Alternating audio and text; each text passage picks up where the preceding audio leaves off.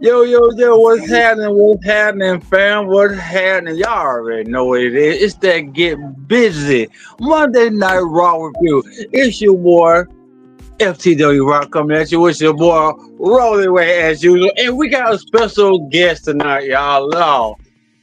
We ain't seen him in 2 months of Sundays. All right? But we glad to have him on our show. Famous B, what's happening, baby? You doing all right, man? What's going on, guys? How's everybody doing? Glad to be back, man. Glad to be back with the team. Excited to rock and roll. I missed everybody, and I'm just glad to be back. I'm ready to talk some wrestling. I'm ready to get it popping. Let's go. That's what I'm talking about, bro. It's real good to see you, man. It's really, really good to see you. Roller, what's happening, baby? You doing all right? Yeah, I'm doing straight. Just got off work, but I'm ready to talk wrestling, seen Raw, watch the whole thing, so I'm ready. Let's get it. Oh, It's dope to me. It wasn't too many blank spots really. We had like how can I say it was a couple spots that weren't like the best. But overall it's a real decent show. I'll probably give like about a 2.9. Maybe I'll go a little bit, about 3.2 out of 5. What would you give it, Rolly? Probably a 3.5. 3.5 out of 5, definitely. It was a cool show. Yeah, it was a cool show. I don't blame you. Famous, what would you give it out of 5? I'm actually going to give it a 4.5, and I'm going to tell you why. The reason why is because we're getting into everything that we've all been waiting for, and that is Raw on Netflix here, January 6th. I'm telling you guys, it's about to get juicy. It's about to get fun. And I'm going to tell you what, I can't wait. And that's why I'm so fired up to talk tonight. Guys, let's just get it. Famous is ready. Let's go. Let's get it popping. Let's rock it. Yes, sir. Yes, sir. That's what I like to hear, Let baby. me So, talk like to ya. Yeah. Let's go. Hey, one time, my bro. One time, we love it. We love to hear it, man. So, like Family just said, guys, this show pretty much leading up to everything that's going to happen on the January 6th show when it finally reveals on Netflix. Man, we've been waiting for this for a little bit since they announced it about like 4 or 5 months ago. Probably a little longer than that after announcing, but they've been ripping it up. Tonight was all about it. So, first segment we had Drew McIntyre. Oh, we all love Drew, man. Drew, in my opinion, he's probably heel of the year for any reward, like any show. Drew has been the top heel.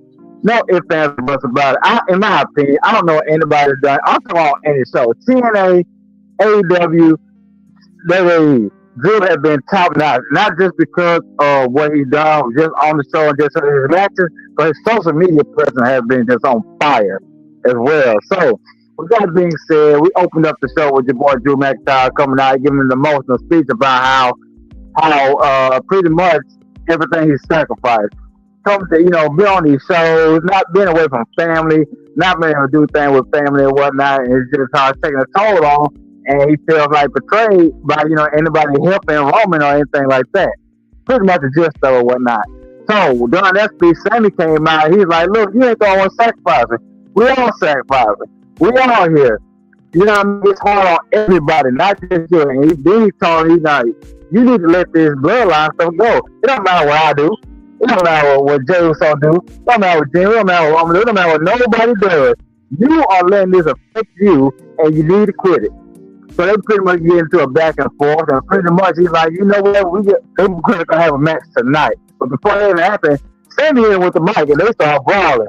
Of course, Drew bigger. He starts getting the better of him. But then Jake comes out and helps him out. Jake pretty much fights him off, whatnot. So it's pretty dope to see. Well, I know Jake's going to have his back. I'm pretty sure next week we might get Drew versus Jay on the Netflix premiere.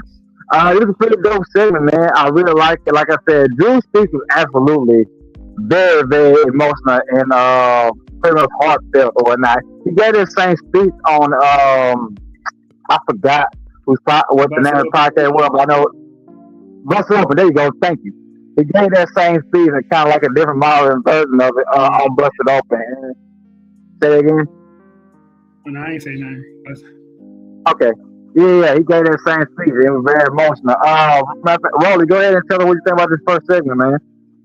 thought the segment was definitely fire. You know, Drew actually being passionate and talking about, you know, what's been going on in his life, and also how it seems like behind the scenes, I don't know if it's true, if they're not acting like family behind the scenes, but, you know, he made it seem like they're not there for him. They haven't called him or anything like that, especially when him, you know, when he got busted open and had those daggone staples got put in his head, they didn't check on him or anything like that. Nobody really called him. There was only one person. He didn't go off or even say who that one person was, but there was only one person. So I'm like, okay, that's, you know, that's crazy that I didn't know that. Nobody called him. Nobody really checked up on him, but yeah, that's insane. But it's cool to see that layer of Drew, like how he basically is literally talking about real life stuff. Like he did have to leave a lot of things behind, and so did a lot of other wrestlers. So I understand why Sammy came out and said, you know, we all have to deal with this. We all have to stay away from or be away from family for a long time. It's not just you. So you shouldn't have a pity party for yourself because we're all going through the same thing. So I understand that. That was cool. And the only thing I don't like is that I guess Sammy getting another shot at Drew. I feel like it should have been Jay when Jay came out and attacked, you know, helped Sammy out with Drew. I feel like it should have been Drew and Jay Uso tonight. But I understand why they're doing it for, you know, Netflix. I understand that they're going to be fighting on Netflix, so it made sense that Sammy was fighting him tonight. But it's cool. I like the segment. Definitely banger.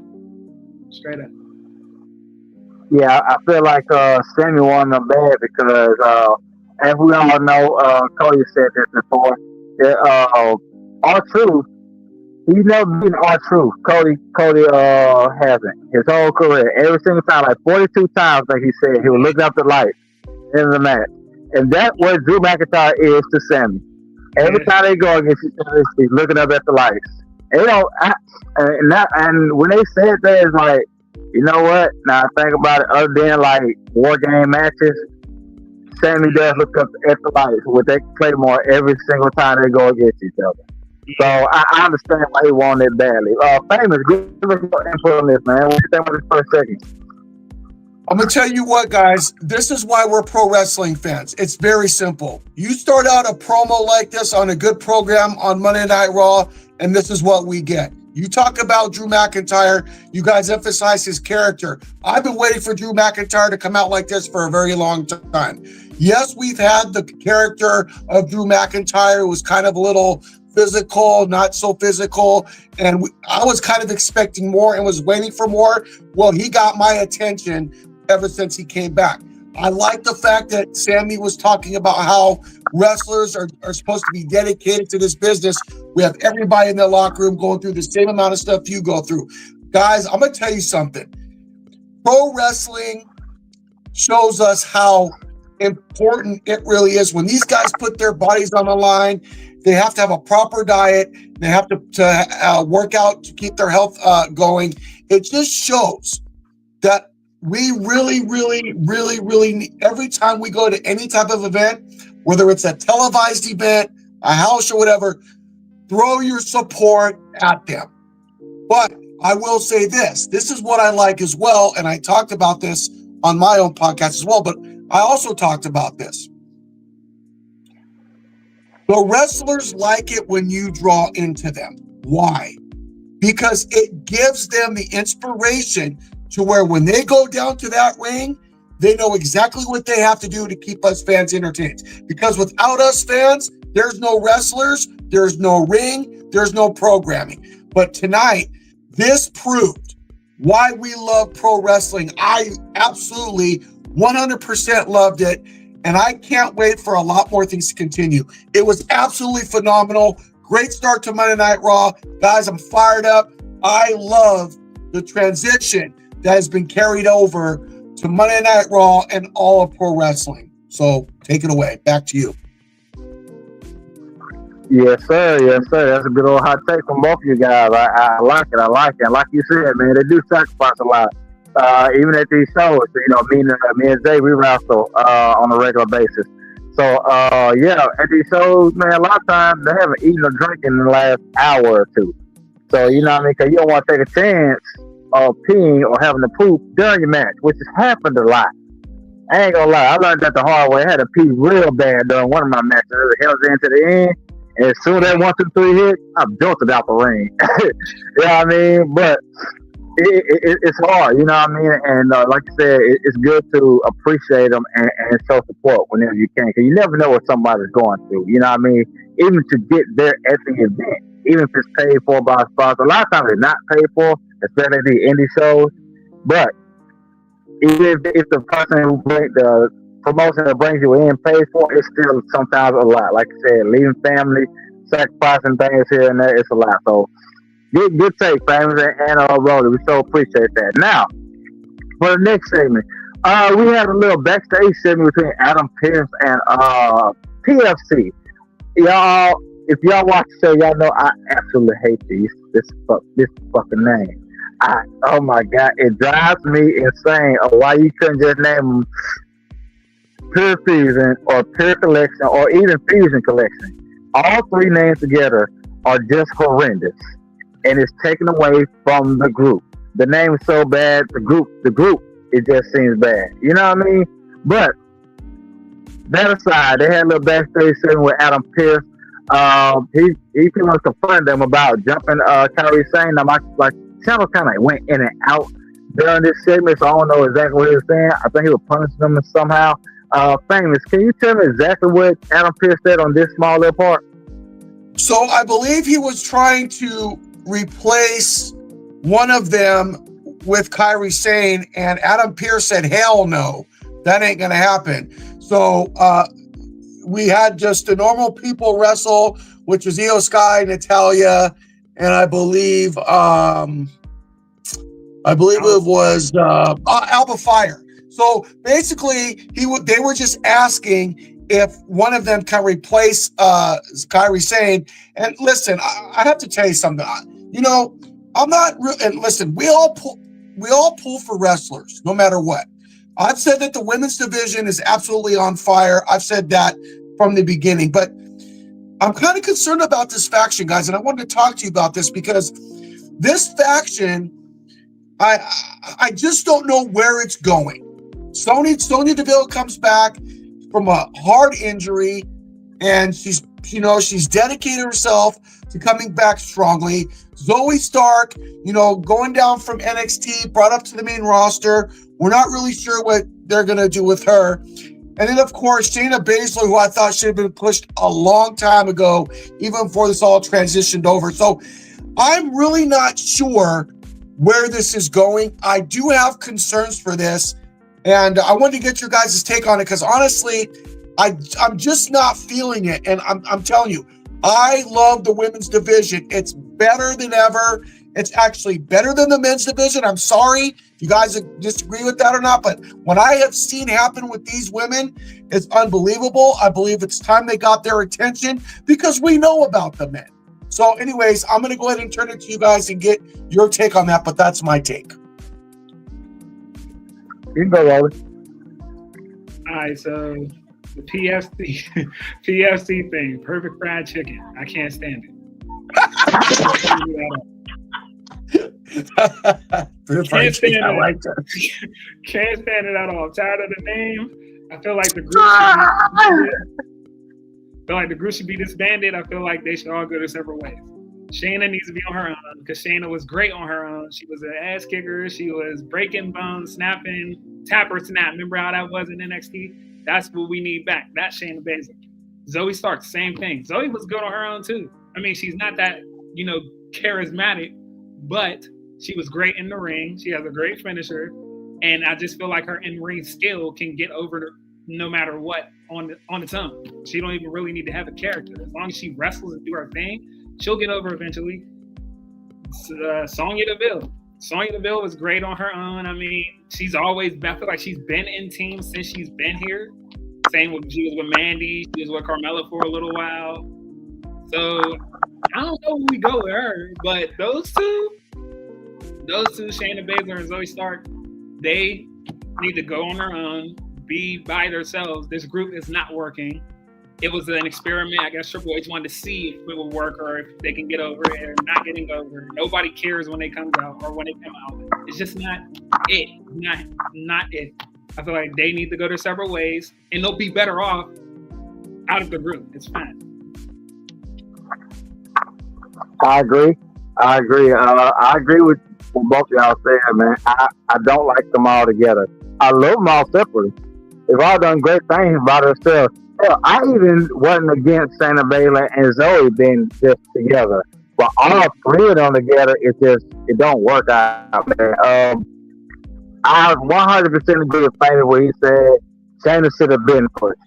That is the issue. I've been saying she was the longest reigning NXT Women's Champion.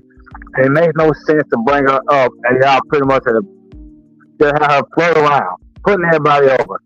Everybody. I don't remember one feud that she's won. Not one.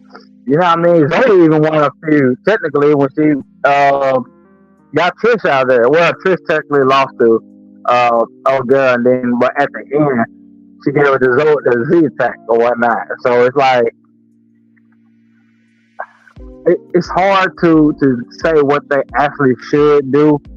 I just know what they're actually doing is just not working at all. Like you said, nobody cares when they come out. It's how can I say it's damn near like and I hate to say this. It's like Lana Valkyria, but Lana Valkyria, her excuse is she just got there. But these women have been there for a while, and they're still getting the same reaction, not that much. You know what I mean? Come out and they're like, okay, I guess. But all of them are phenomenal wrestlers. All of them are phenomenal wrestlers. It's just being together is not working. They need to break it up. But yeah, appreciate your take on that. Famous, they're really insightful and really helpful. I just hope they do something with them, man. Because like I said, it's such a waste for them to be doing it. So we'll see. We'll see what happens with them, man. So the next thing that we had on the agenda, we had the actual first. I'm kind of sliding down, y'all. So I'm not in my regular spot. But yeah, we had the actual match between Io Sky, Natalya, and Alba Fire. Alba Fire. I be trying to get them, her and Dawn mixed up. Yeah. Alba Fire. So this got pretty straight. I wasn't mad at this match at all. Like, I'm glad Io Sky won, by the way, with Platinum Moonsault. Io Sky's a star, man. Like, I want her to win this tournament so bad. I'm not going for nobody else for this tournament. Unless they throw in Last Legend. Other than that, I don't care about nobody else winning. Io Sky needs to win this, for sure. And this is my humble opinion. If anybody else wins, I'll be a little mad. But honestly, when we show this thing, of course, we all know most matches with Natalya are going to be safe. They're going to be entertaining. Even if she's not as over as she used to be, we all know she's going to put on a good match, put on a good show. So it's always safe and good to put her in a match. She's like one of the main ones of the roster. But you put her in. And she's I think she's like the Dolph Ziggler of the women's division. Put her in any situation. It don't matter what it is. She can be a main, she can be a jobber, she can be a middle. Even tag, throwing a tag, she'll do it. And she always, is okay with it. You know what I mean? So shout out to her. She's been doing it for a long time. I really liked this match. Io Sky won. I'm so happy she did. Rody, what do you think about this match? The match was great. One, it was the perfect people were in this match. You have Alba Fire, who before being in the team, she was literally a reigning NXT UK Women's Champion. So it's good to see her doing single stuff again. Then you have Io, who I don't even need to say nothing about Io. Io Shirai or Io Sky, great in ring. Everything about her is great. And honestly, if Dakota wasn't, matter of fact, I ain't even gonna say if Dakota because I want Io to win. All right, but and Natalya trains most of the women's, in WWE right now. Most of the women who's looking for a spot, who's looking for a shot, or who's looking for an opportunity, she's training them. So it's good to see her in here because she's the one that's basically calling the match with Io Shirai. She's basically calling the match. She's basically calling the spots, making sure everything's going off without a hitch and nobody's getting hurt. That's basically her job in these matches. So it's cool. She's the Dolph Ziggler, like you said. Selling, taking the sell, and I like that spot that she did with the double sharpshooter. That was cool. Honestly, I have no complaints with this match. It's a banger. It was good, and the right person won. Yes, sir. Yes, sir. Before I go to you, Famous, We're on now. We got your boy Larry here. Yeah, I think this is the first time I've had two white people on my show. I don't know how that. That's why we look so pretty. That's why we look so pretty. Hey, what's up? What's up, Lyle? How you doing, bro? Doing good, bro. How are you? Doing just fine, man. It's good to have you. Famous. Go ahead and tell us about what you think about this match, and then we'll get Lyle's opinion afterwards. Well, but before I begin, I want to say hi to Lyle. It's been a minute since we've actually first time we've been on a podcast in a long time. First time we've done this. Right. And boy, we had some fun and good times. All right, let me get into it. So this is what I've been talking about for this whole time. The women are on fire. We're seeing each and every week women getting in the ring, performing at the highest level. And we're not even done yet. I'm excited to see how this tournament continues to grow. I'm not sure who I want to win the tournament because we've got way too many women on the roster that could potentially win and become the first ever IC champion. So I'm excited. Io Sky is very athletic. You guys summed it up pretty clearly. She was the NXT champion. She was a WWE champion. She's proven herself with a lot of high-flying action. You're talking about Natalya, a future Hall of Famer. She's working with the talent to make them grow. You're talking about Alba Fire, who was the tag team champion with her partner Isla Dawn. We are at the end of the day, guys, seeing women just doing their damn thing. I'm so proud of them. I'm so excited for this women's division, and I'm really looking forward to seeing the transitional growth in the women's division. Super excited. Yes, sir. And before I pass it out to Lyle, let me just a couple of these comments. First of all, JR, I'm sick of you, all right? You're bigger than life, all right? Don't you talk about my personality, all right? When you worry about Tribal Nation not getting over, I like to worry about that, all right? And Landon, we ain't seen you.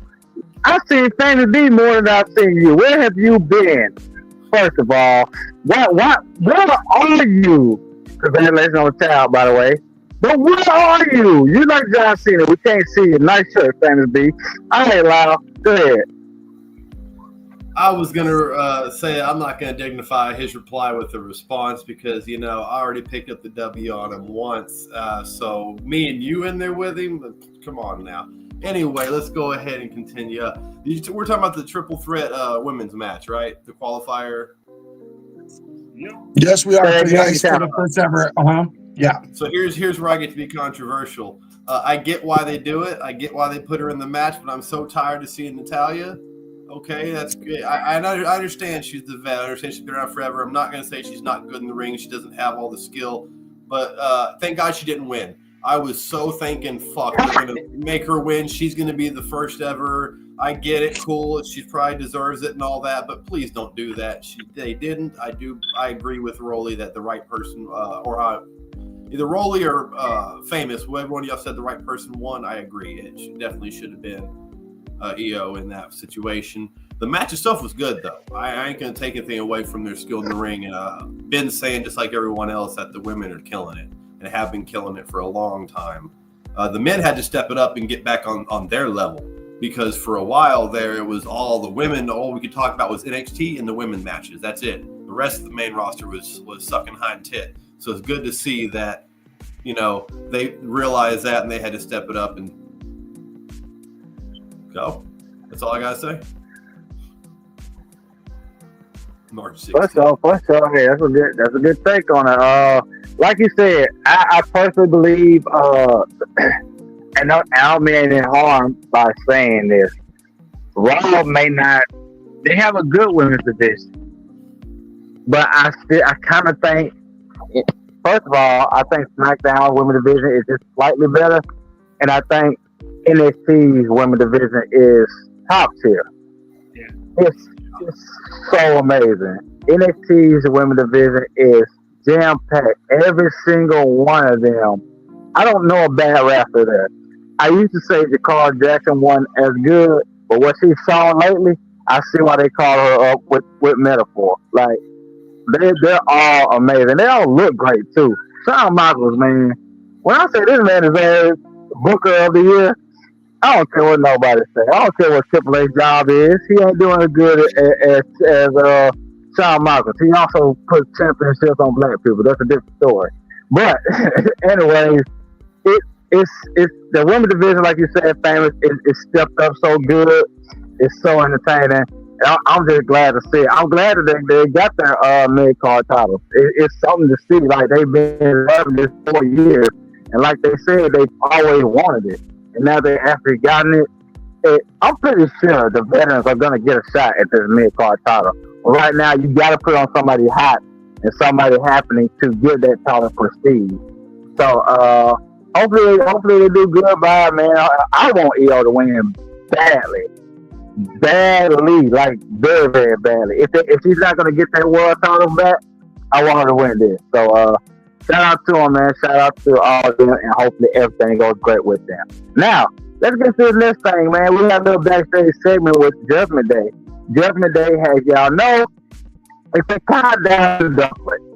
All right, they've pretty much been going tap to tap with each other, mainly Liv and Finn Balor. I'm pretty sure they're messing around because they act like it, and I think it's gonna be one of the layers to whenever who is it again? Finn Balor and Dominic actually have a rivalry, after a heated back and forth match. Match is probably they're probably gonna do a 3-0. I think that's gonna be the tipping scale, and that's what's gonna get Dominic out of Judgment Day, and he's gonna have his own singles run. I think that's what it's gonna be. Now, do I think it's happening? I kind of think they should have Finn and JD, and then Liv, Raquel, and Dominic on their own. But and Carlito by itself as well, because we all know what Carlito can do by itself. But I probably think that it's gonna be like that, man. And hopefully, Dominic sees the light and catches on really quick. Cause him, it was one week about like 3 or 4 weeks ago. He told that man, "I beat Damian Priest and you couldn't." He cooked him, barbecued him when he said that, and you could tell he was so pissed when he said that. But yeah.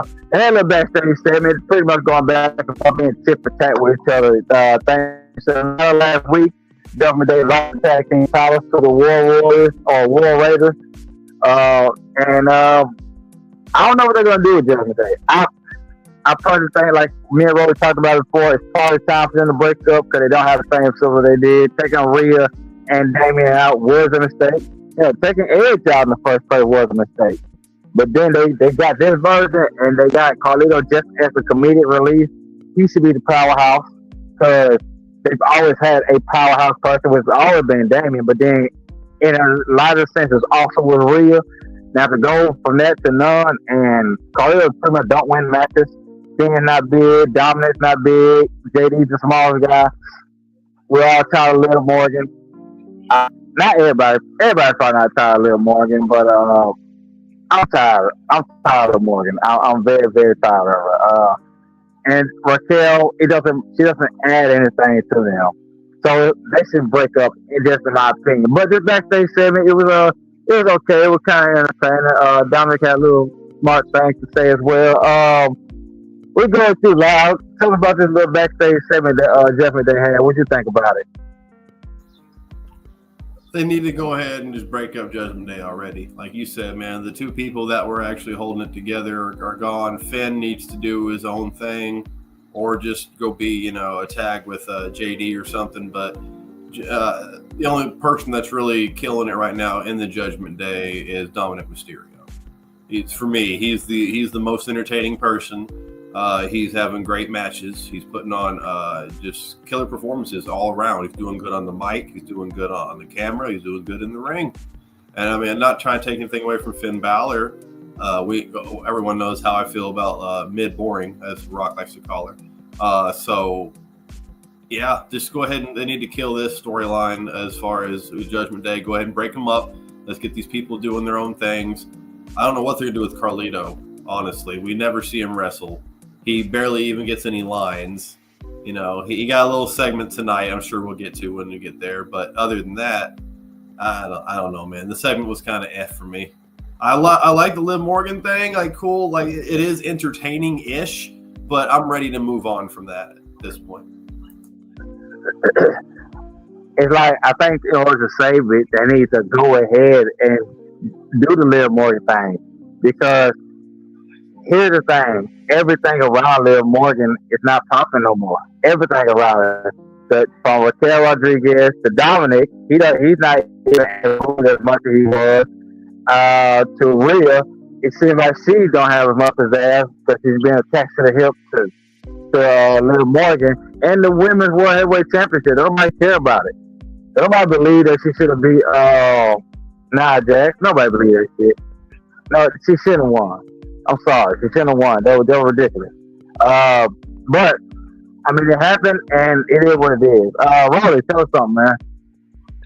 Honestly, I feel the same way y'all do. I think the group should split up. One, they're not even the Judgment Day no more. They're considered street trash. I think that's what the shirt was going to be called and all that. That was what they was going with. So they're not even the Judgment Day no more. So I don't know what's going on. I think they should split the group up.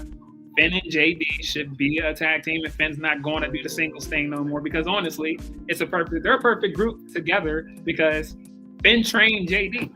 That's his trainer. That's literally his protege. So it makes sense that they're a tag team. It makes sense that they hold gold and they are taken seriously. They don't have to be a part of this group and be comedy acts or, taking pins because Finn Balor went from Finn Balor to Pin Balor, and that's crazy.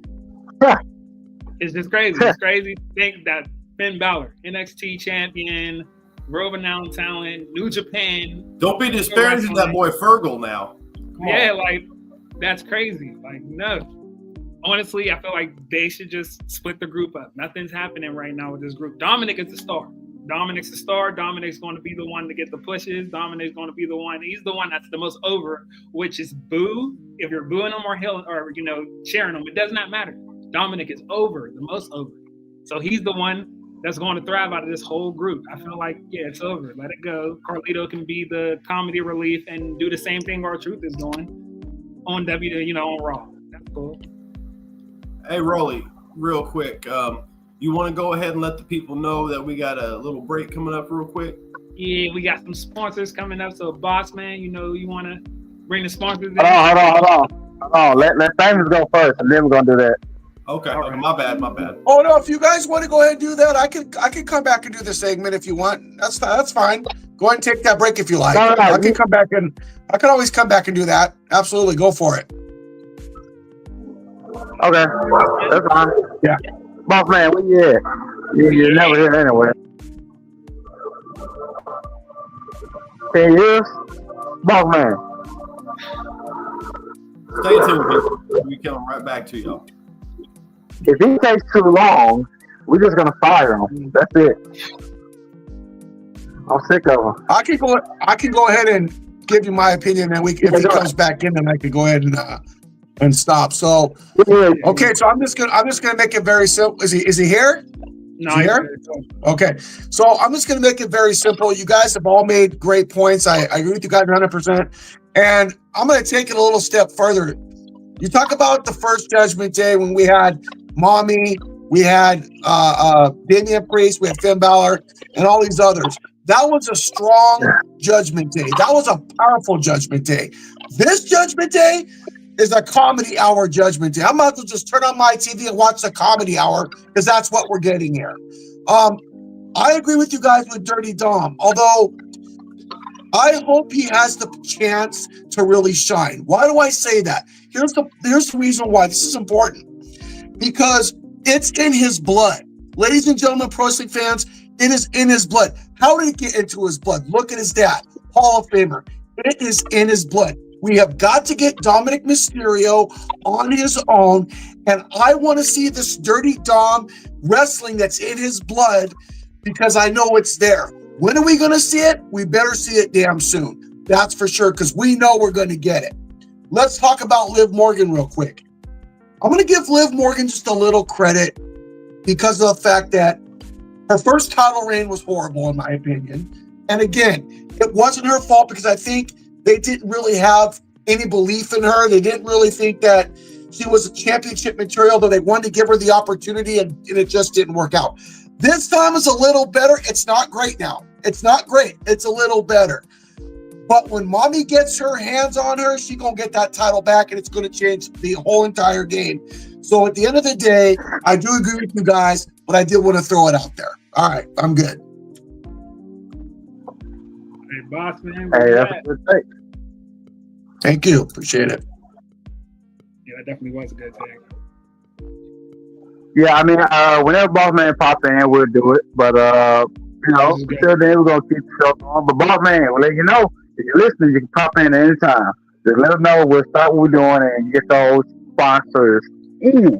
But until then, and I'm just adjusting my camera, y'all. That's why I ain't got my camera on right now. But until then, we're going to keep it rolling. So, the next segment that we had, I believe, was the New Day segment. So, for all who don't know, not up to speed, New Day kicked out Big E, and they've been getting heavily booed ever since. So, they were in the back, pretty much doing the thing, just walking around. They run into Rey Mysterio. Rey's like, y'all need to apologize. He's like, nah, I ain't apologizing. I don't care. But what you talking about, Rey? We didn't do nothing wrong. But Rey's like, yeah, you kind of did do something wrong. So I'm pretty sure we're gonna end up with LWO versus New Day at one point in time. I'm pretty sure it's gonna be a great match. That's pretty much all they're doing, setting up for that. But the New Day actually came out who is it again? I keep forgetting the guy's name, but the new announcer along with Wade Barrett, they was talking about them, and they came out. What's his name? Joe Tessitore. Joe Tessitore. Joe. I knew Joe. I just don't remember the last name. Tessitore. Joe Tessitore. So they came out. They were talking about him like, "Hey, you guys are not unbiased. You know what I mean? We don't like the way you talk about us. You gotta give us a bad name. You just keep on talking like we just did something wrong." Now, this is a wild statement to me, and it's funny, but it's not funny. Kofi tried to get a hug from his mom, and his mom like, "No, I don't agree with you doing, Kofi. Pretty much, I ain't fucking with you. You crazy as hell." Well, now she walked off from him in the middle of the crowd. She walked out, got herself, and walked off from him. And I was like, wow, that was something to see right there. I wasn't expecting that at all, but hey, it was nice to see. It adds more drama and more suspense to everything that's going on with the Judgment Day. I mean, not Judgment, with the New Day. And it even shows, man, his own mom walked away from him. That means you got nobody on your side, not a single person at all. So with that being said, famous, what you think about this New Day split or new thing they got going and everything? And by the way, they did kick these Majin Buu Dragon Ball Z chains on tonight as well. I did peep that. They are really, really digging into that part of it. But famous, what do you think about the New Day and everything they be doing, man? So I'm gonna make it really short and sweet because I know everybody wants to get in here and give their opinion. Bottom line is this: the New Day is good either way. Whether they're good, bad, they got the fans into them. That's the most important thing. They're going to help the men's tag team division potentially become tag team champions eventually. And you know what? I love it. This is why I love pro wrestling, is because of this stuff right here. You got to have entertainment. You get a little promo in there. You get the fans all going against you, loving you. Bottom line is, I love it. Awesome segment.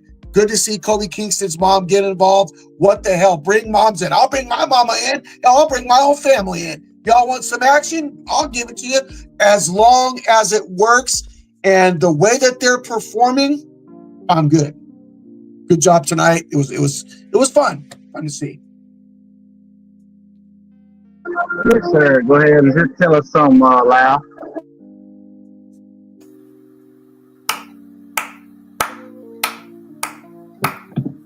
With the chef's kiss, I love it, man. They're getting Dominic Mysterio level boos, so it's fantastic. The fact that neither one of y'all mentioned it, so I'm kind of glad y'all didn't because I wanted to mention it.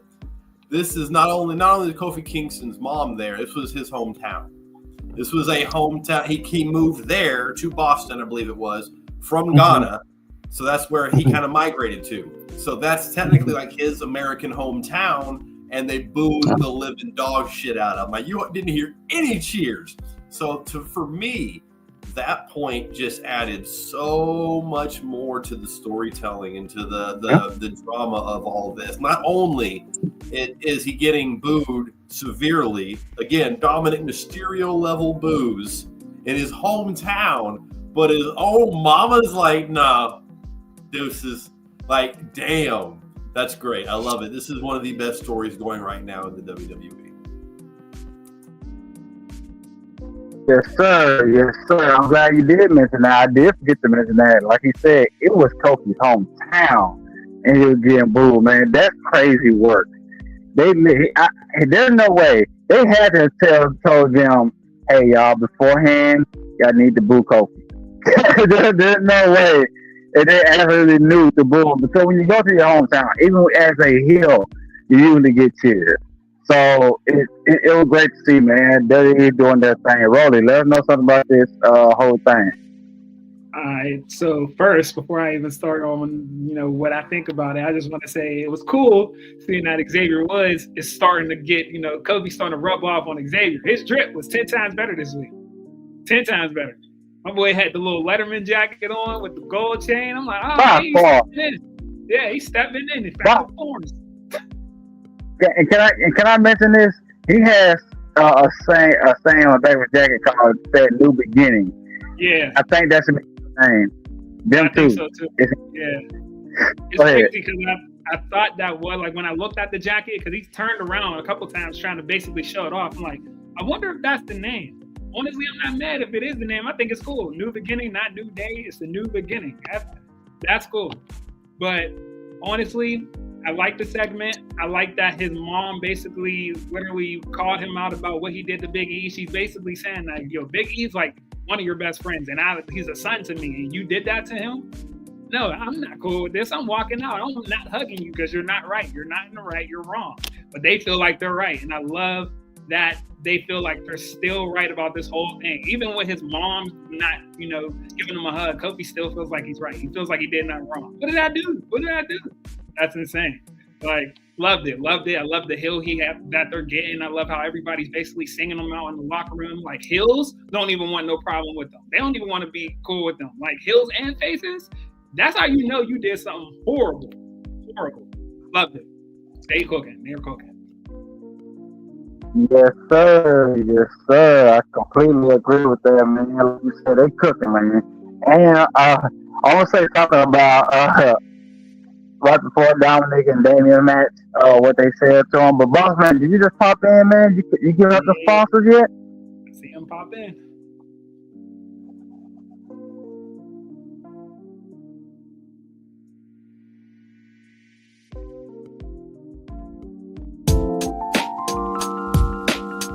Yo, FTW gang. I know it's a little different seeing your boy Mr. FTW not with behind the bright lights with his championship belt. I'm in the car. I'm in the FTW bucket, man. With that being said, I gotta let you guys know. Yes, shout out to Real. But yes, that being said, here, 5 to 7 business days a week. If you want to be a paid sponsor, all you got to do is hit me up, man. We run live 5 through 7 business days a week, and we go live on 5 different platforms, gang. 5 different platforms. You can go out there and reach, you know what I'm saying, really reach the numbers you really want to reach. Let us help you do that. And with that being said, man, I always want to give a shout out to all our sponsors. So shout out to all the paid sponsors if you are a paid sponsor already. And shout out to the ones that are that's going to become a sponsor in the future. And with that being said, man, it's your boy, Mr. FTW. I don't want to hold up any more of your time. So we're going to play these paid sponsors, and we're going to get back to this rocking show, y'all. Y'all have a good one.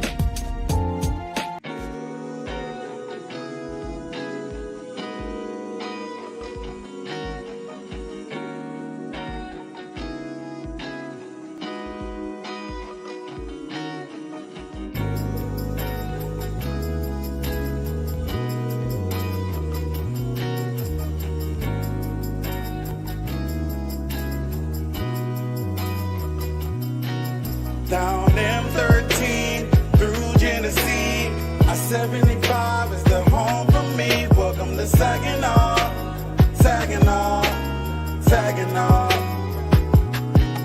Down M13.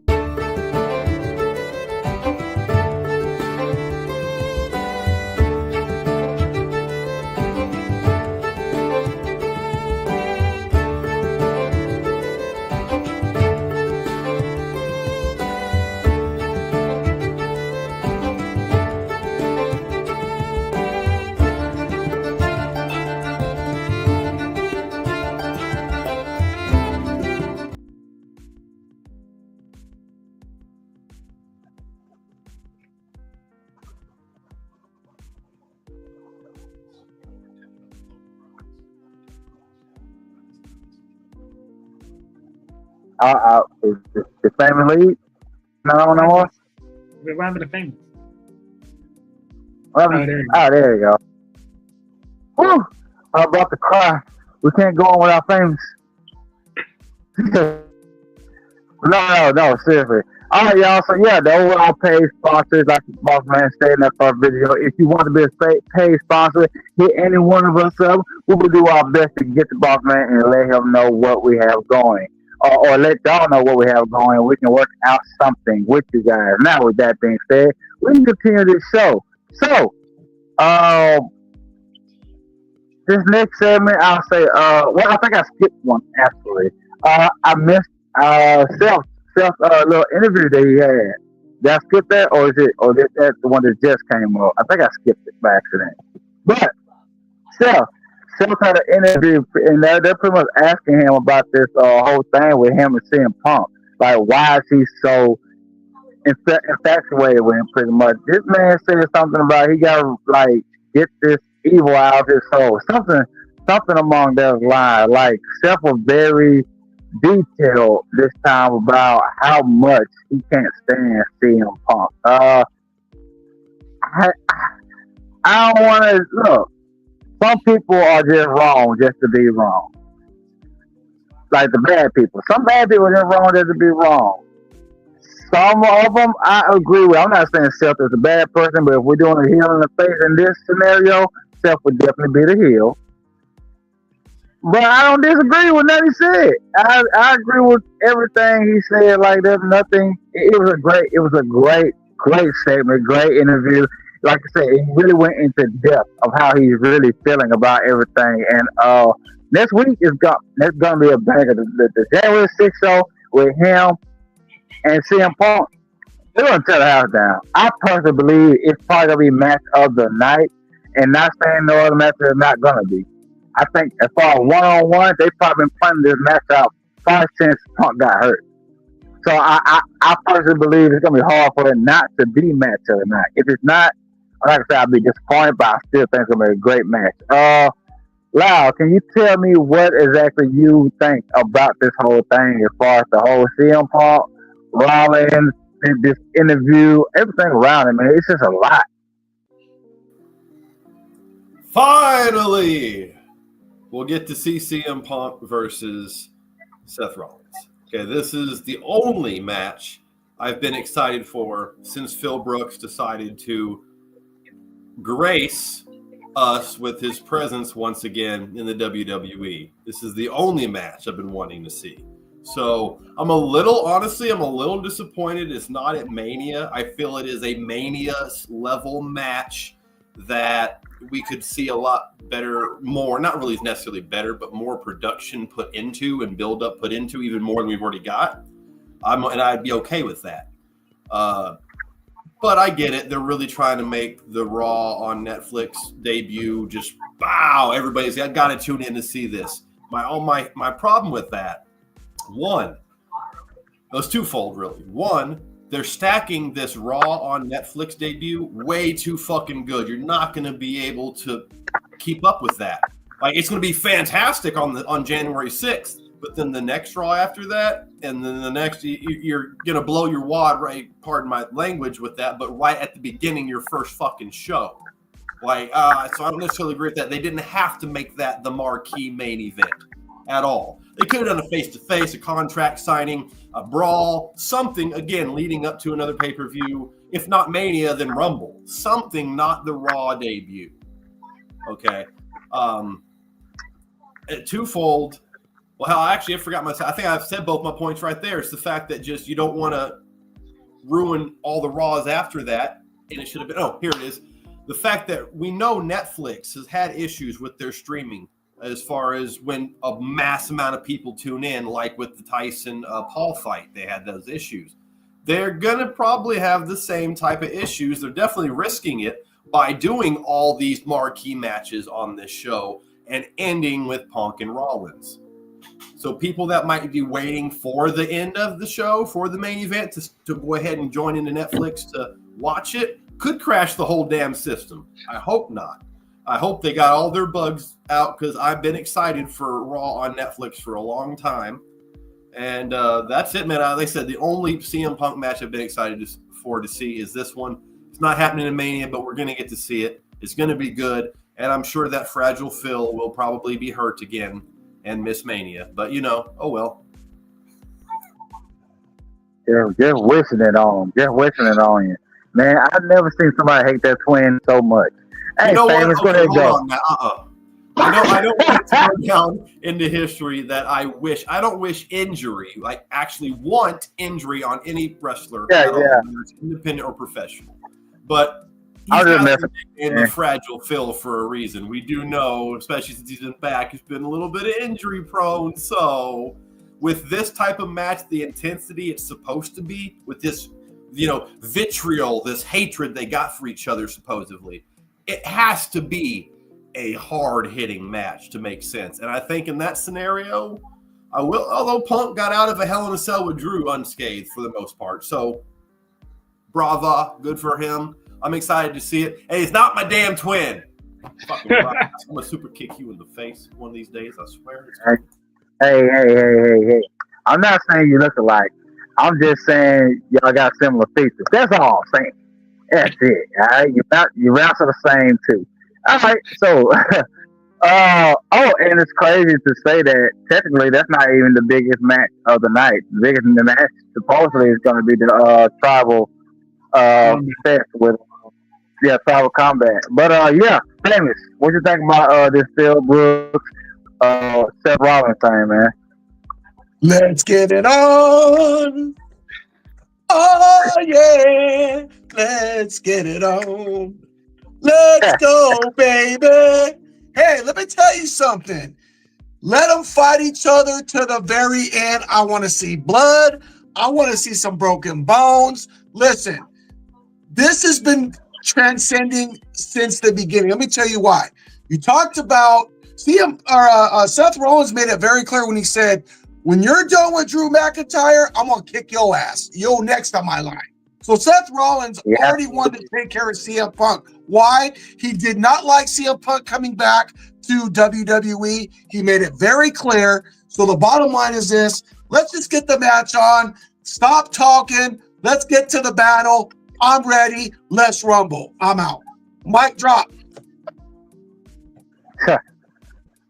What say ye, Bowley TV? I say that I'm the same as Famous B. Like, let's just get it on. Let this match roll. Let's see the blood. Let's see the brawl, because I know it's about to go off on Netflix on the 6th, and I cannot wait.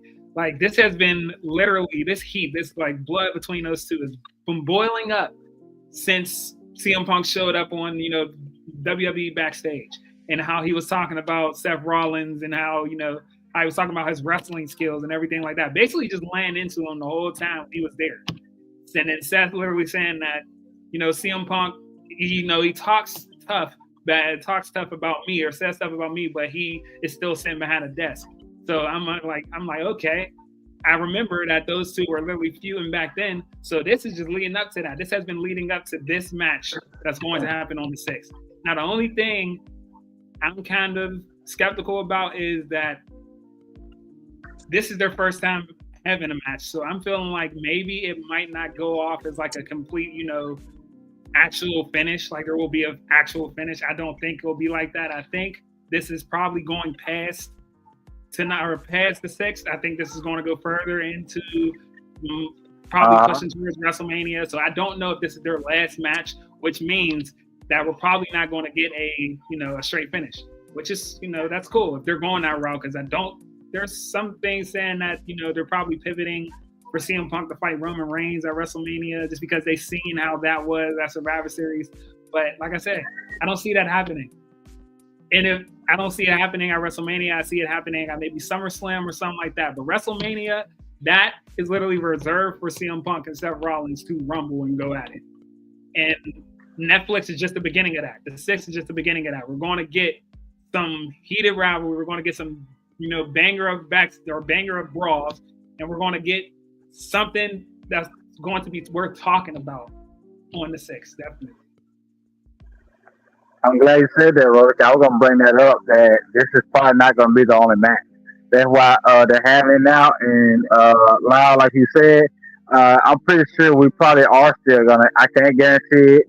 Please don't quote me.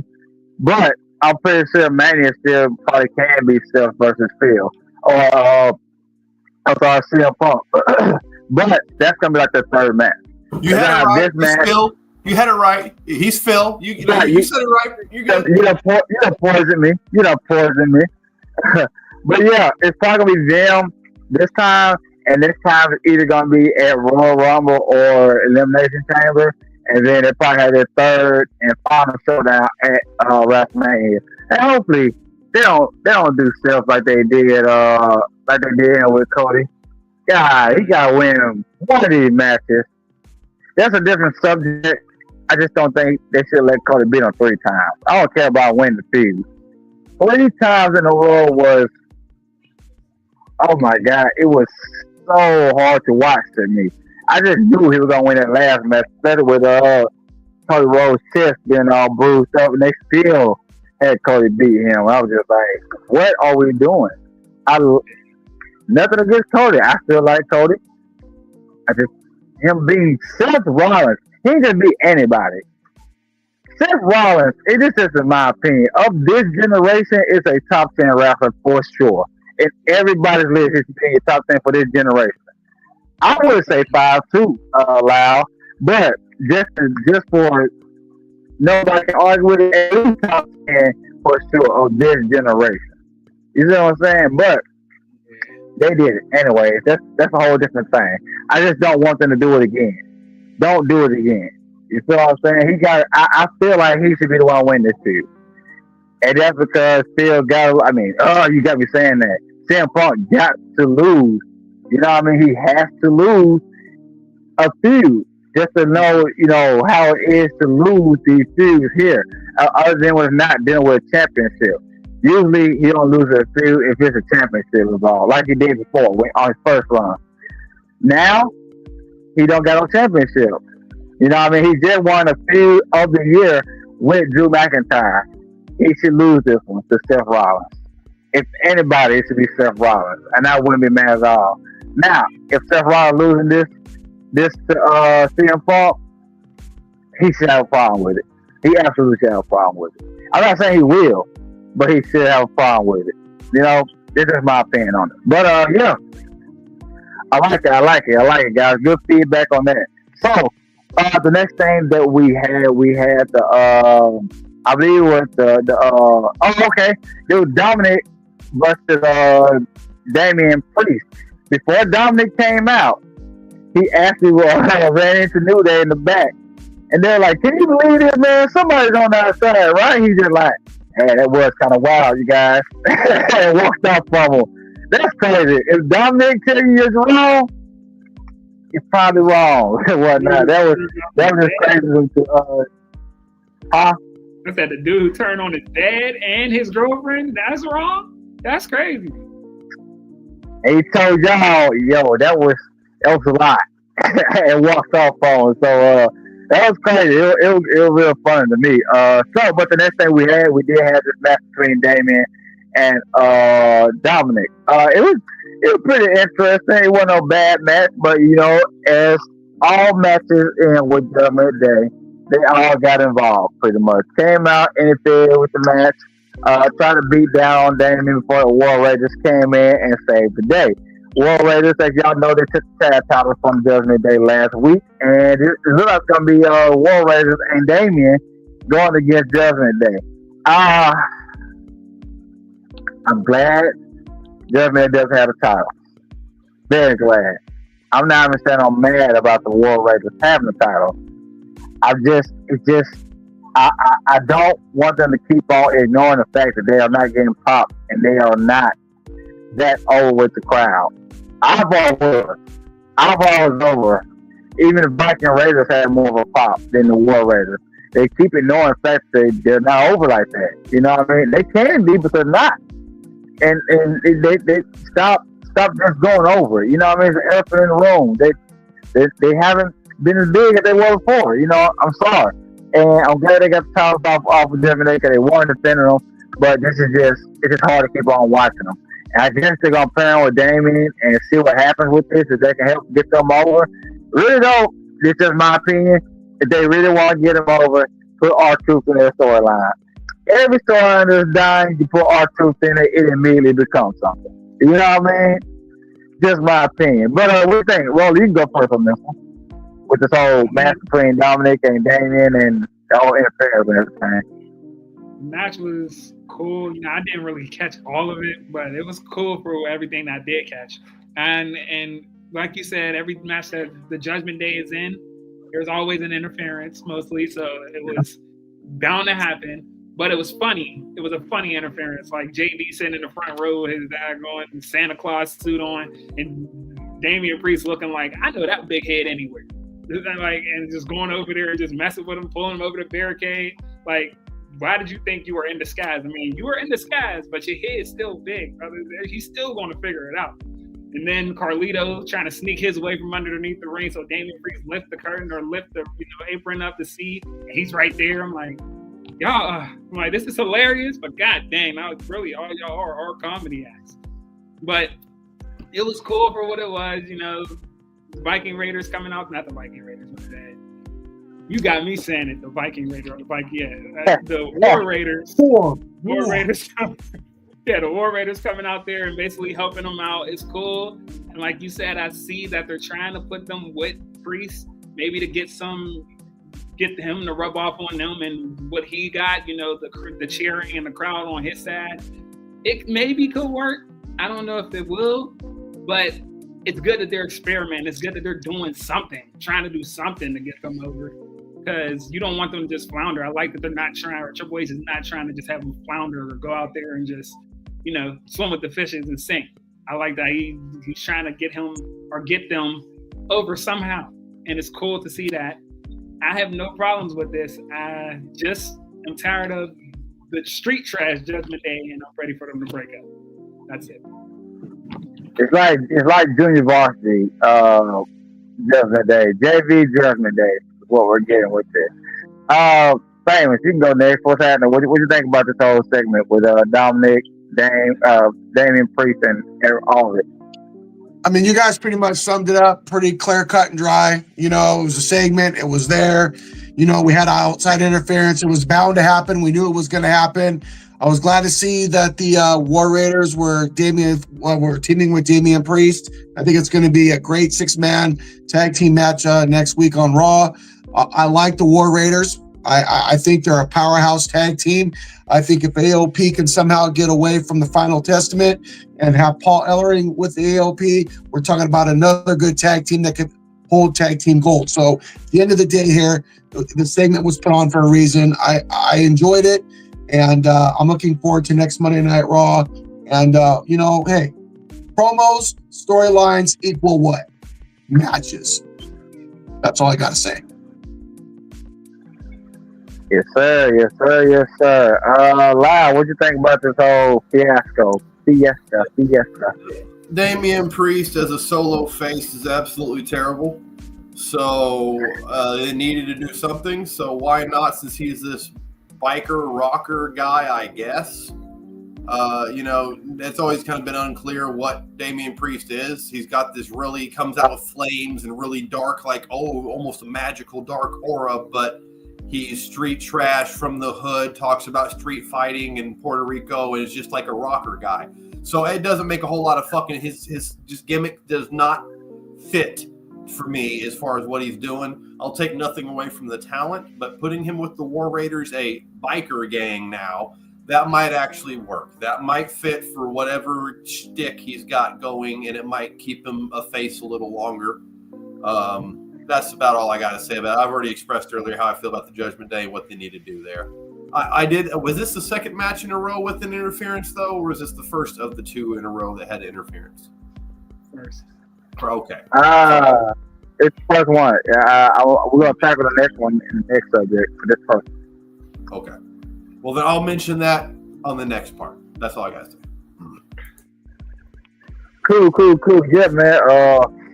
Like I said, I think if they gave Damian a different song, it would be a lot better. His song is terrible. It doesn't get me yelling. It don't make me want to rise to him. It actually makes me want to just skip his entrance. I'm not mad about his video in the back, you know what I mean, or his aura of anything. But two things: you need to change his music and stop putting weave in his head. I ain't got nothing against me with weave in his head, but he has long, good hair. It's no point of him wearing it. It doesn't do anything. It don't help his image or nothing. I'd be like, why? What are y'all doing with that? You know what I mean? Like, it's a thing. WWE don't get everything right. A lot of things, yeah. Not everything. That's one thing they need to change. Stop doing the hair like that and get him some better music. It's just, y'all have invested too much in him to not recognize when something's not working. That music is terrible. It's garbage. I don't want to. Go ahead. That is Def Rebel. Def Rebel is horrible. That's why I'm so happy that they said that they're about to discontinue, the theme music and license with them and go to mainstream artists. So we're not going to have to deal with those themes no more. They might start cycling out new music when this daggone contract ends, because they stay. Besides the Roman Reigns hit of the table.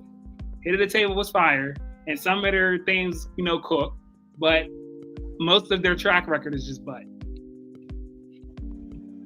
Yeah, I'm not even a fan of Travis Scott, but I hope he gives Damian a new song. Jesus Christ, just don't like it at all. But that is what it is, man. It's something. It keeps happening. But the segment, like I said, the after segment wasn't bad. The match wasn't bad. It was very entertaining. Hopefully they go somewhere with this, man. Really, at this point, go ahead and give Finn and Damian one more match together. Get that out the way. They should separate them from each other. This whole thing, don't get me wrong, it's nice to see for a while, but they drag it on too much. You know what I mean? Just go ahead. Just get I just want to throw something in here real quick before we go to the next segment. So, think about this for a minute. Yeah, we're talking about Damian Priest. We're talking about, but look, at the end of the day, we're seeing Judgment Day getting their asses kicked. Okay, and the segment was just fun to watch. And not only the reason why I say it is because as long as the fans are into it, that's what we got to look at. It's the storylines and the promos take care of all of that. And that's why for me as a wrestling fan, as long as you got something to show for it, I'm all in. If you don't, I'm going to question it. At this point, there's really nothing to complain about because it's entertaining. The fans were cheering. We saw the War Raiders, the new tag team champions, come out. They're getting their pop. Everybody's getting their pop, but the main focus is kicking the shit out of the Judgment Day and trying to end the whole entire team. All right, I'm good. Moving on. Curiosity, though. I don't. You let us fucking know. Yeah, you let. You know how we do it. You know how we do it. And I appreciate it. I like that. I like that take on. Like you said, it is entertaining to a certain point. I may not agree that about War Raiders getting popped, but like you said, the whole thing is entertaining. It's a slow burn sometimes. This could be what actually gets everybody. It can elevate everybody. So I always say, let them cook. You know what I mean? We're gonna let them cook and see what happens with that. So good take on that, Famous. This thing that we had. Yes, sir. That thing that we had. We get this cook enough. All right. I'm just gonna say it. They dropped the ball on Y6. They completely dropped the ball on it. And when I say that, it's because Dexter Loomis didn't get much of a pop. Every move he did, he kept looking to the crowd to get interactions from them, and I was recognizing that they weren't interacting. They weren't involved in it, and it's such a shame because this has so much potential, and they debuted so great. The first month was amazing of seeing them, but since then they fizzled it, man. And I saw after tonight the crowd not interested no more. They're not interested in Y6. They're not interested in Final Testament. They bundled the whole entire thing, and I'm just like, it's so hard. It was harder to fumble it than to not, you know what I mean, than to not automate because you had it. Everybody wanted to see it. You waited 4 or 5 months throwing signs and whatnot, these videos that you had to do with the QR code to, and this was set up to be something great for a whole year. Now, I could be talking early. This may be just a filler story, you know what I mean, to something greater. Hopefully it is. I personally say they need to start having Bo Dallas go for the main world title, whether he wins it or not. Go for it or whatnot. That makes your group main eventing and start wrestling at PLEs. And then Dexter Loomis and Joe Gacy can go for the tag title, and Eric Rowan can go for the mid-card title. Whether they all win it at the same time, they can win at different times. Cycle them out of everything. But what they are doing now is just not hitting. And it was so evident through this whole segment, especially during the match. Now, we did have interference with the Final Testament. AOP came out there. Dexter Loomis had to throw his cell phone to him. It got a small pop there. They pretty much interfered in the match. They got disqualified. Karen Cross came out there, of course, with new thread, like it really mattered at this point. The look he got now, he should have been had. I think it makes no sense for Final Testament to have 2 managers, and the only one that talks is Karen Cross, and he's not the goddamn manager. It's cringy. It's cringy. They dropped the ball on both of them. Okay, my screen cut out for a second, but they dropped the ball on both of them. Famous. You're going to go first a little because you didn't win first and last 2. Let me know what you think about this whole thing, man. Guys, is this just me, or do I sense that they're giving up on The Miz a little bit here? Is it just me? I mean, think about it. The Miz is what? The first ever 2-time Grand Slam champion? Not getting the pop that we all think he deserves, a future Hall of Famer. I just don't understand what they're going to do with The Miz, and I have a cause for concern from that. You talk about Dexter Loomis. I mean, I watched him in NXT when he was with Indy Hartwell. They had this little thing going. It was great. It was fun. It was entertaining. Talking about the Y6 and the Final Testament. Yeah, maybe they need to get it on one more time, try to figure this whole thing out. But I'm going to tell you something. There's one piece missing from this faction with the Y6. You know who that person is? Braun Strowman. Why? He was the original member of the Wyatt family. You're not doing anything with Braun Strowman. You're putting him in a match with Carmelo Hayes. You make him lose to Carmelo Hayes. So that tells me there's no strong push for Braun Strowman. Put Braun Strowman in the Wyatt 6, and this faction could be a little bit more powerful, and people may draw into it more. Because you have Braun, you had Eric Rowan working together. It just makes sense to me. And at this point, I just gotta wonder, guys. I just gotta wonder. And I know Lyle wants to talk, and I'm gonna give it to him, but I gotta wonder here, guys. I really do. They even, to bring up that, bro, when on social media, Braun even referenced about the debut of Y6, the same night he's supposed to got hurt by Boston Reed. but he even referenced it. Well, damn, I missed a lot. You know what I mean? So it's like, if he referenced it, why not put him in? Like you said, they're not doing nothing with him. He just, other than when he was with Bronson Reed, that was entertaining. But other than that, they're not doing that with Braun Strowman. And this is his story. This is his story. But I was very surprised that all those videos that we saw, they didn't even reference Braun Strowman. Like, I understand not referencing Alexa Bliss because he's not right there right now. But Braun Strowman absolutely should have been a reference. And no ifs, ands, or buts about it. Hopefully they do something with him. The original report when they were debuting and about to debut, but that Braun Strowman was going to have some type of involvement with them. Maybe not be in it, but he was going to be involved in the story, and they haven't done it. And I don't see why not. You know what I mean? Hopefully, like I said, and the thing with the Miz, I don't think they're giving up on him. I think they have so much faith in him that they believe that he can help bring this story up.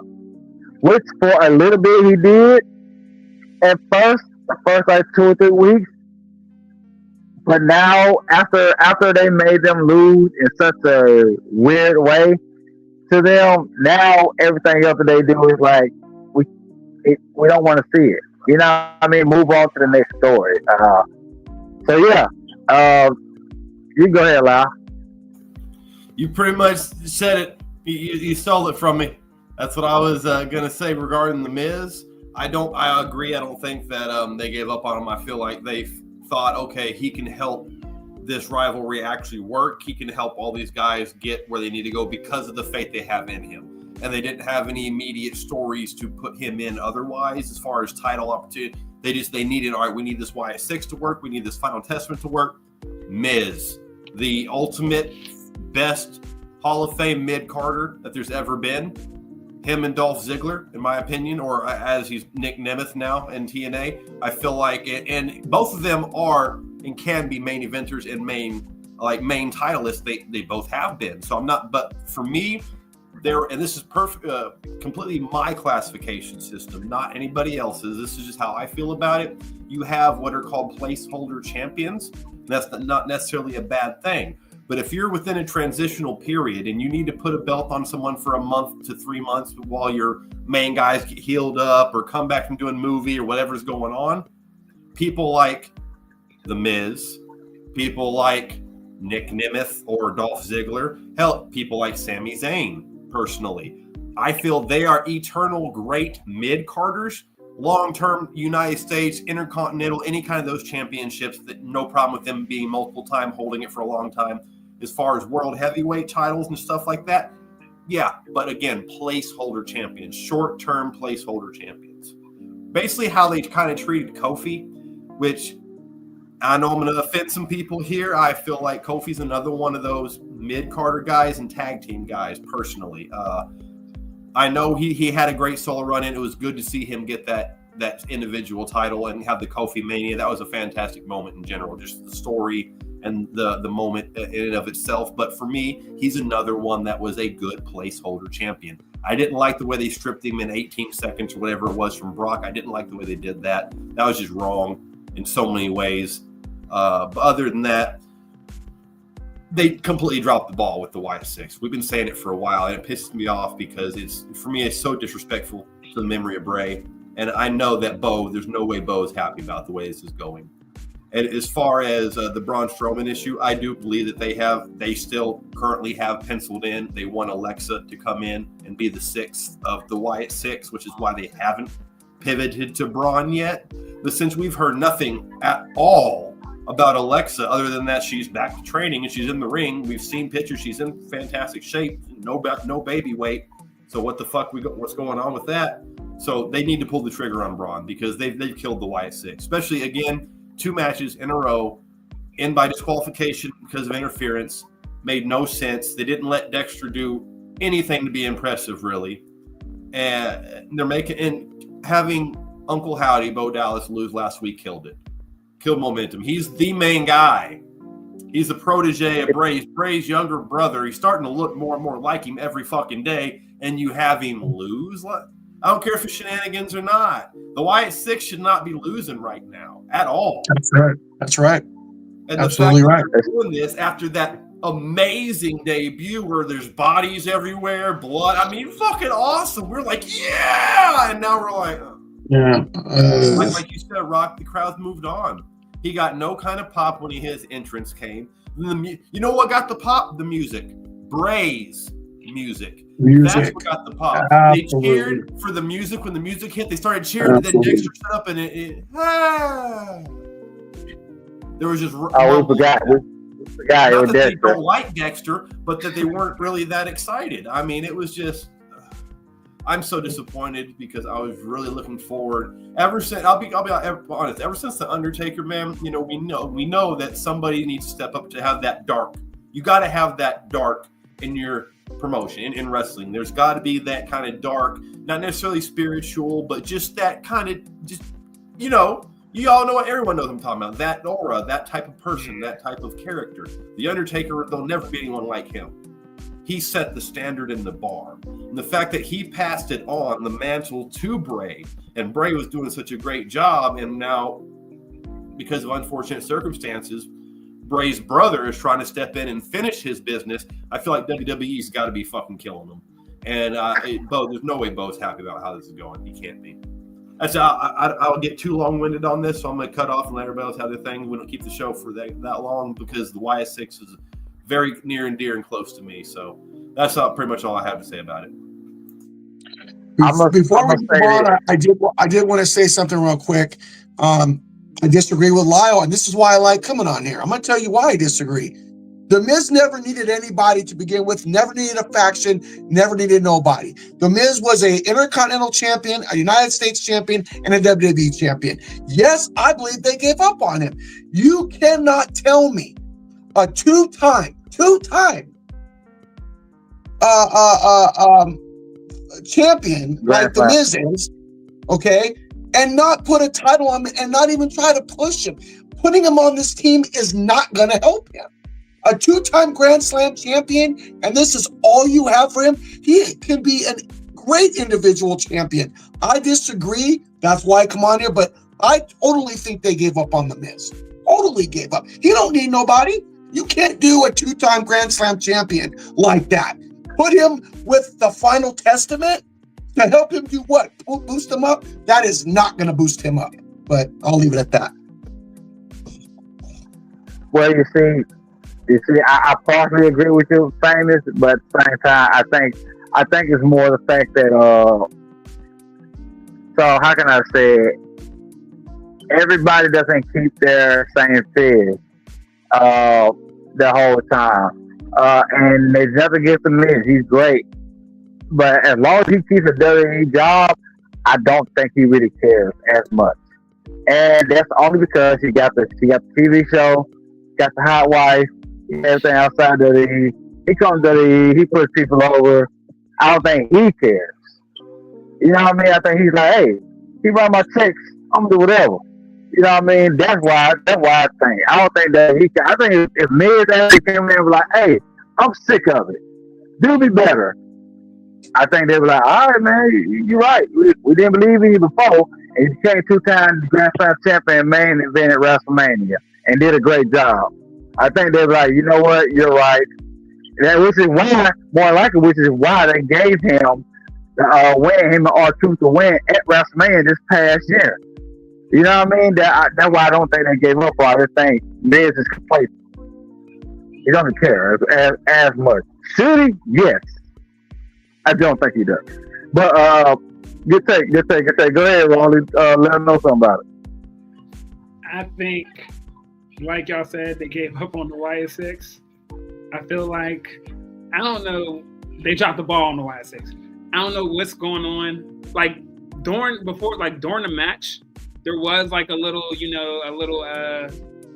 I don't even know what it was, like a glitch that showed that it said, I opened the door. Now, I don't know if that's hinting to Alexa or somebody, but it's hinting to somebody. It can't be just hinting towards Uncle Howdy, because right before Dexter Lumis came out, y'all just showed that I opened the door. We know Uncle Howdy opened the door. Why show anything like that if it ain't some new person opening the door or somebody stepping through the door? Like they said, on the little website where, you know, Uncle Howard, where they had the little diaries and everything like that, the journal entries, it literally said that I can open the door for her, but she has to choose to walk through. Who's she? Alexa. And I feel like she's on her way. I feel like it's time. I feel like she's on her way. And I feel like maybe as soon as the 6th in January, on the 6th, on Netflix, we might get something. We might get something. I am extremely glad you said that. I was gonna mention that, it just kind of flew out my head.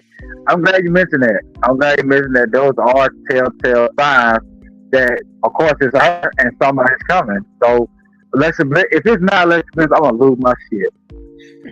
I'm just gonna be extremely pissed. I'm just like, you know what? They're just making us not care at this point. Watch him throw Zarya in it. Watch him. It's Zarya. Oh, are you fucking kidding me? I swear to God, I'll turn the TV off. Nah, seriously. I'll be very pissed if it's not Alexa. And but we saw that Penta video tonight too. If they throw Penta in there as a 6, I'll also be pissed. I love me some Penta, but no, that's either Braun or Alexa. Nobody. I'm sorry. I'm telling you, I'm getting. Two things. If they're not throw Penta in, I'll be pissed. Right? They throw him in this story, or they throw him in with LWO or Del Fantasma. I'm gonna lose my shit. Y'all just don't understand how proud I am of seeing every single Mexican go up, or Hispanic go up against Ray, LWO, talking to Zelina, fucking Escobar. They don't have to. They don't have to. You don't see every black person going against each other. You don't see every single Asian going against each other. They can wrestle different ethnicities. It's possible. All right? Got them together. It just pisses me off. They don't have to do it. It just, I guarantee, if they do it, they probably came up to them like, hey, you got two stories you want to be involved in. They're like, oh, we get to do Raw or SmackDown. They probably tell them, nah, LWO or Del Fantasma. It's just so annoying. But, hey, I can't wait to see Penta. Me and Boss Man are very big fans of Penta, and he actually does his chops based off Penta's chop. And they are very, very effective loud nose. But, great touch on that, guys. Like I said, man, I just hope they do something with everybody. Miz, Fall Testament, AOP, Y6. I just hope these are all just small bookmarks in the bigger story for all of them, whatnot. And reportedly, I hope this is not true because I didn't like to see it when I saw it. Reportedly, Miz may be a permanent part of the Fall Testament now. They're supposed to be trying to, it's not 100%, but I have seen this a couple of times that they might rename the group the Sinister Six. Marvel should sue the hell out of them if they do that.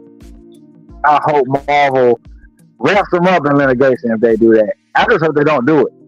Like you said, Famous, I don't want to see him attached to them forever.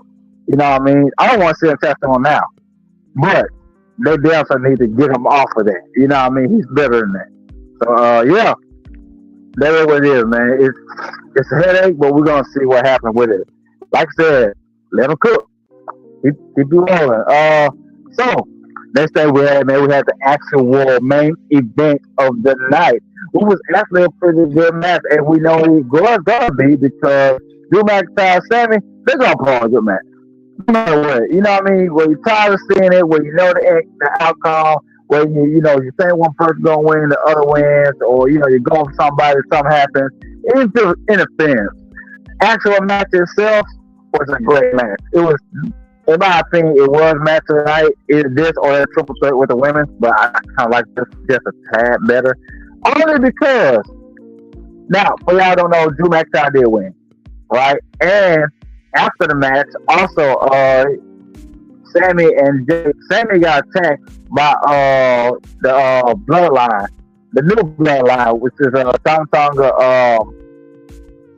Jacob Fatu and Solo, right? Drew McIntyre just looked at them, they looked at each other. It was like they did like the Diddy and the contestant from the four Yeah, right. And he's like, shoot, y'all got it.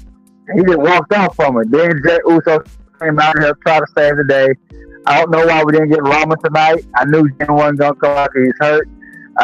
But that's pretty much how it went. They got beat down. They got beat down real good, too. It was like the match was pretty interesting. I thought Stan was going to win at one point, but it turns out he didn't win. When I thought he was going to win, when he did that suplex, and he ran to the corner counter at first, I was like, oh, his legs all right. He gonna be all right. Then when he actually went for it and started lifting, oh yeah, Clay was coming. Any second. So no, about 5 seconds later, wow, got him running to kiss him. Right? Calm down, get off the match. Also, shout out to my brother Keith, who tunes in. Also, shout out to Kevin. Appreciate y'all for tuning in, man. Really, really great to have y'all. But it was a good match. The after effects, I liked it, man. I know it's just gonna add more for when this January 6th hit. It's gonna be so much that's gonna happen, y'all.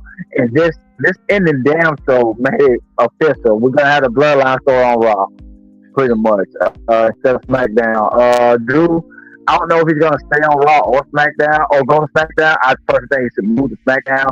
He'll be having more of a chance to be an actual star there. It's gonna kind of be like that era that had like Batista and Ray and Eddie on SmackDown. They had Triple H and all the other usual main hitters on Raw. It's gonna kind of like that, but they're gonna make the show great because nobody actually thought Batista and Ray and all them could hold SmackDown down like they did, along with King Booker and all that. They did a fabulous job and way better than expected. I'm not mad at it, man. I'm not mad at the end of it all.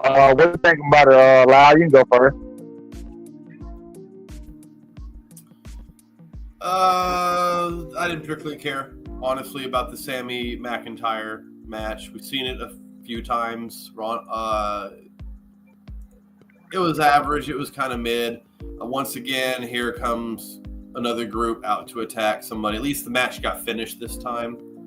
I don't know, it felt kind of sloppy. It did not feel like the way they should have ended the show. I'm really hoping that next Raw being like, I think next week be the last Raw before they go to Netflix, right? We got one more Raw? Yeah. Or is it two? Yeah. So we got one more Raw, which will be next week, and then they're going to Netflix. So I really hope they kill it next week. They started off for me strong enough on this show, and then they kind of teetered off when the interference, and they fucked with the whole Wyatt 6 thing. They lost me after that. I definitely wasn't able to really enjoy the last match, even though it's, like you said, Sami, it's Drew. They're going to put on a solid match, but I've seen it so many times, so often it feels like, that I'm like, okay, I know it's going to be a good match, but I'm kind of wanting to see Sami versus somebody else or Drew versus somebody else, not this again. The whole Bloodline coming out. I'm telling you what, I will say that Tama Tonga looked like in fantastic shape. He looked more jacked and ripped than I'd ever seen. I'm like, whoa, hold up. Is that Tama? When I saw that, like, damn, all right, a little different. So, whatever health regimen he's on, I want to be on that one because, damn, all right, good for you, bro. I know Tonga Loa is injured, so we didn't see him. He's out for I'm not quite sure how long. It's gonna be a little. It's gonna be a little bit. Okay. Yeah. It's gonna be restricted to Miss WrestleMania. Oh, see, that's unfortunate because he gets a kind of a bad rep from a lot of people because we haven't gotten to see him in WWE since he came because he's been injured. So it's very, very unfortunate. For those that don't know, he is one of the original Bullet Club members with Finn when Finn was over in Japan, and his brother Tama. Okay, they were all in the Bullet Club together. And he's a very talented guy. I'm just afraid we're not going to get to see a whole lot of that because he is getting older and now these injuries with injury prone. So get well soon, Tama. Man, I'd really like to see you do some shit in the WWE so people know that you got it. Not just your brother, you got it too. I got you, brother. I'm looking out. But no, other than that, man, I like the new Bloodline. I like the Bloodline in general. I love the Bloodline story. I'm going to be sad to finally see it culminate and all kind of fizzle after everything happens, which it happens. Every storyline has that happen eventually. Until then, though, I'm going to enjoy the ride. All right, I don't think they're doing that bad. They could be doing a whole lot worse. They found enough things for the past 3 years going on now to keep the Bloodline fresh in people's minds and still kind of up there in the main event segments. And they're doing something right. In this day and age, this type of wrestling with these people with these attention spans, and you can still keep one faction this hot for 4 years, no complaints. For sure.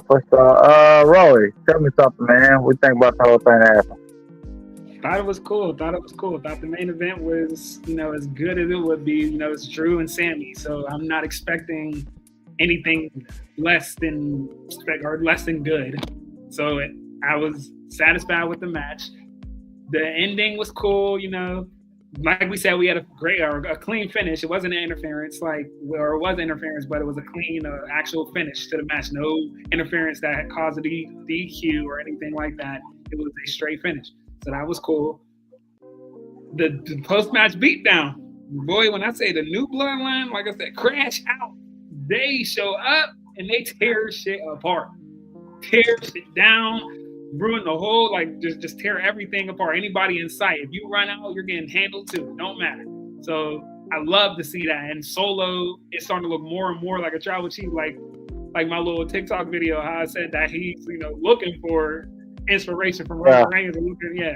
He's looking for that inspiration to figure out how he would be as a tribal chief. And it's working. It's starting to work. He looks more and more menacing as a leader, just sicking his dogs on people. I love it.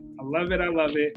And I can't wait to see what this match between him and Roman on the 6th brings. I know we're going to get a story. I know we're going to get I don't know if we're going to get a swerve, but we're going to get a big moment that's going to be something we're talking about. It's probably going to be talked about for months upon months. I can't believe that happened. I can't believe they went that way. I can't believe that swerve happened. Anything, whatever. We're about to get something crazy when they fight in Tribal Combat. I just hope that it ain't like Jay and Roman's Tribal Combat, because that match was messed up. It was messed up. Like they said, there was no interference and everything like that, but there was interference. There was a weapon spot. Anything goes. There was so much that's supposed to go on with that match that just seemed like it was not right. It was not right. I hope they fixed it out, ironed the kinks out of Tribal Combat match, so we get something way better than what we got at that SummerSlam between him and Roman. But other than that, fire segment, fire way to end Raw. I like the beatdown, and I'm loving the new Bloodline. They continue their impress. Tell me something famous. Well, I gotta say, I like all your guys' points, Lyle and what was your name again? I'm sorry. Rolly Ray, just Rolly. Rolly Ray. I'm sorry. First time meeting you, Rolly Ray and Lyle. Yeah. You guys have brought interesting points up, and I just want to take it a step higher.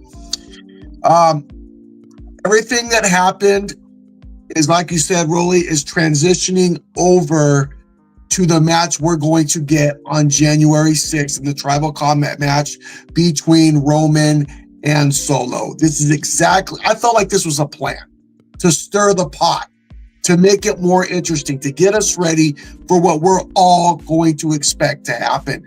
A beatdown, there's going to be interference, but at the end of the day, we're going to find out who is going to be the leader of the Bloodline. Is it going to be Roman, the original OTC, or is it going to be this new Solo who I like? I like the persona.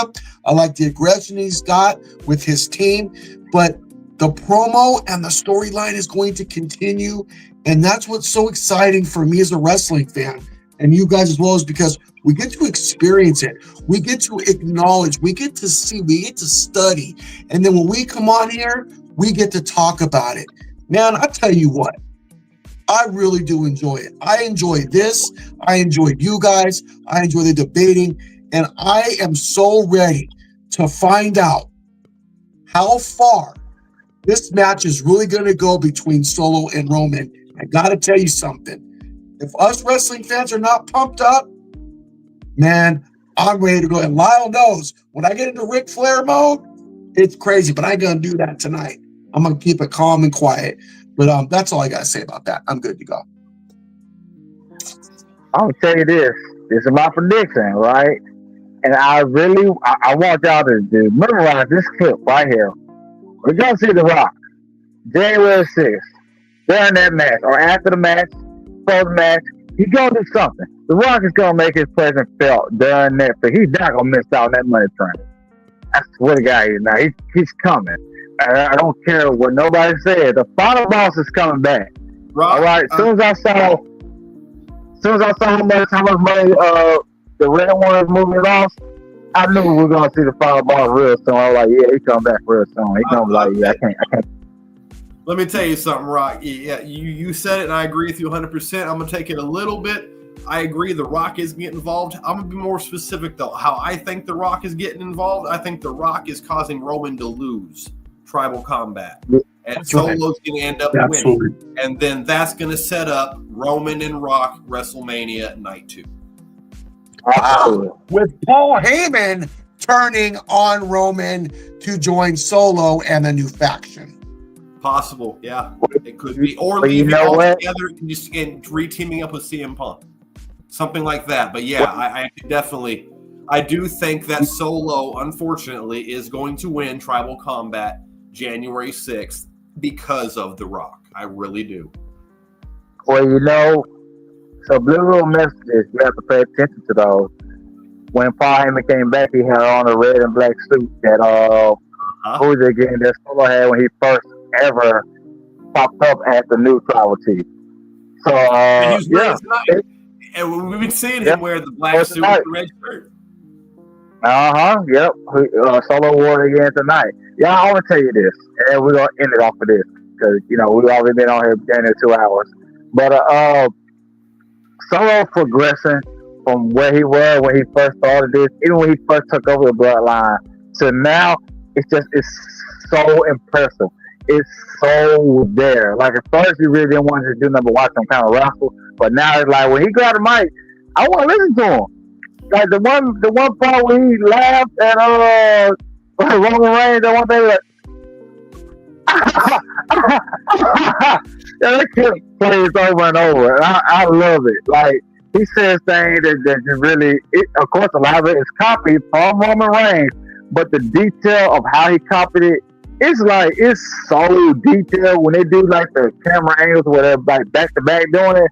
I'm like, yeah, Solo's cooking. He did his thing. He did his research.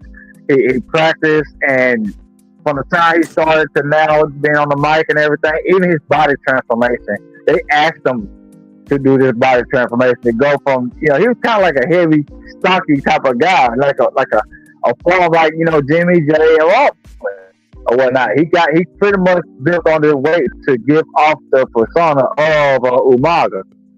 So I like everything he's done. He put dedication in.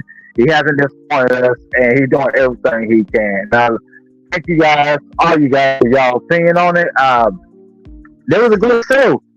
It was a great show, and I'm glad to have all you guys on. Of course, Rolly, me and you every Monday, man. We appreciate Loud and Famous B for being our special guest tonight. They always make our show better. I tell you what, I just want to take credit for putting you guys together.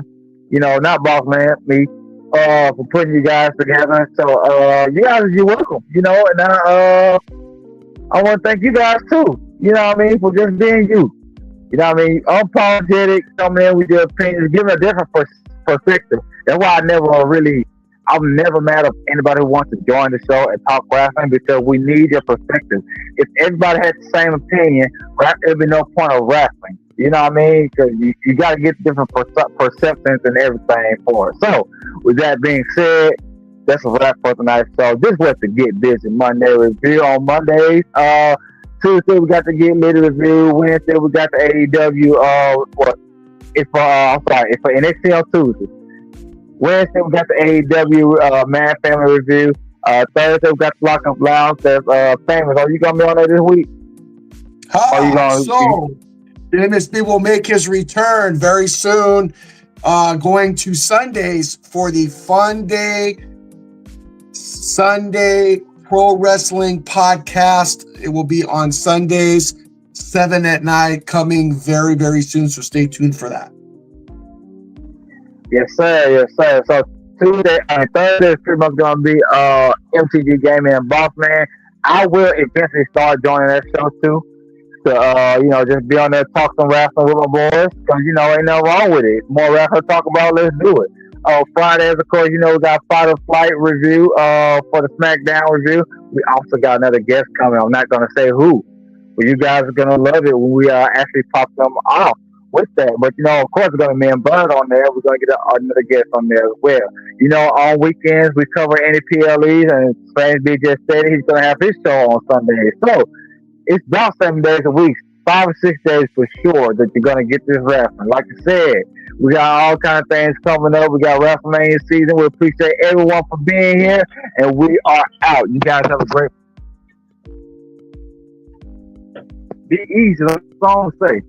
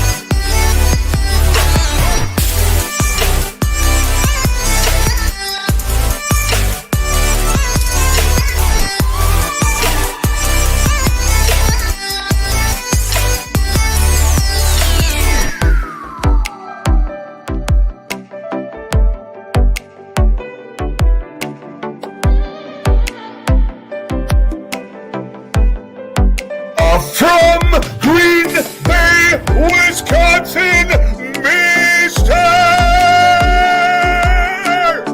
Anderson.